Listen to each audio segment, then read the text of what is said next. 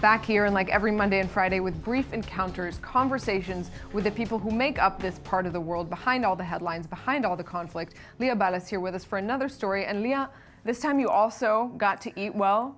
I'm noticing a pattern in the people that you're bringing us. Tell us about it. There's too much good food. So we're today going to get a taste of actually a legendary restaurant in Israel. It's called Hummus Sa'id, and anybody in this country that has heard of this place or that even mentions the word hummus knows that this place is just one of the best. It's located in the northern city of Akko, which is an ancient portal city with a population of about 50,000 people. It's predominantly an Arabic population, and this place has been around for over 40 years. It's remarkable for a hummus place. Right, and behind any hummus place is actually a person, is a family or an individual. Exactly. So today we're going to talk not to Saeed himself.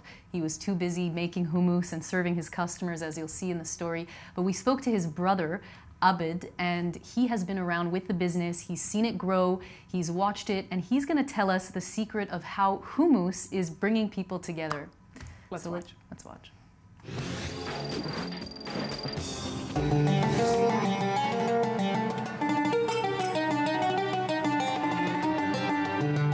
Abed Abu Bakr, thank you so much for interviewing with us here.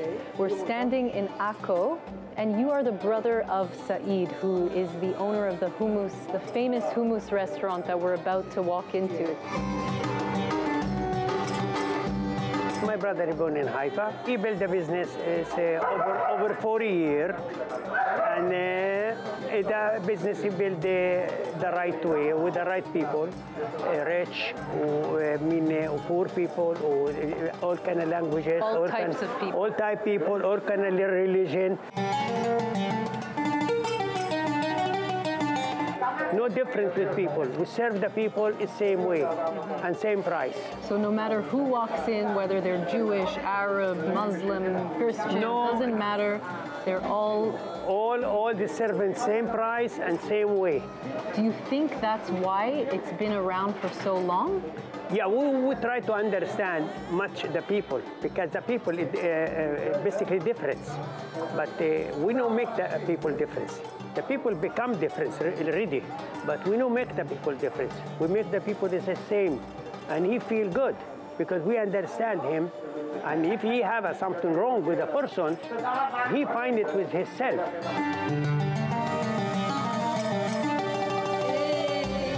How is this restaurant affected when there's a war, let's say, going on? What happens in this neighborhood?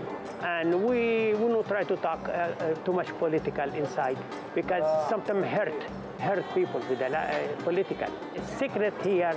We have fresh food. We serve the people same, and we give enough food for people. If somebody he is still hungry, we give him extra.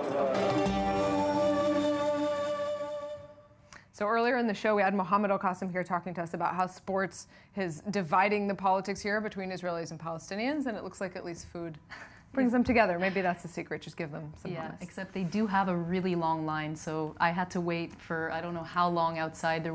It's a tiny little market, in the middle of a busy area, and the lineup is quite long. So come with patience.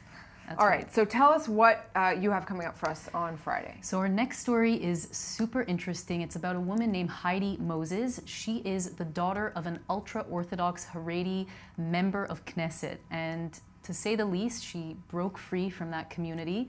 In her own words, that's what she says. And she became an activist, a feminist, and an activist for Haredi women to help them kind of gain independence from that community. And she's a fascinating person. I don't want to give away too much, but she really is an amazing personality. I just have to ask, something like that, a massive break with tradition, with family, does she have any contact with anyone in her previous life? She does. We went to visit her original home, and people in the streets recognize her despite the fact that she was dressed in a modern way. Some people were giving a few dirty looks, but everybody knew her from that community, and because her father is well known, they still have respect for her and her family. So Just those two stories seen together are really what Brief Encounters is about. You have this guy, 40 years, making hummus for Arabs and Jews and all kinds in the city of Acre, and this woman. Thanks very much, Leah. We'll see you back here on Friday for that incredible story. And stay right here on I-24 News. Coming up right after Debrief, the new American ambassador to the UN, Nikki Haley, has already made somewhat of a name for herself in her first few weeks. She's taking on what looks to be a pretty significant foreign policy spot in the Trump administration. She's going to take the stage at the UN in just a few minutes, laying out what to expect from here on out. We'll bring you that live on I-24 News. And that's it for us. We'll be back here tomorrow, same time, same place, with another edition of Debrief. Find us back then.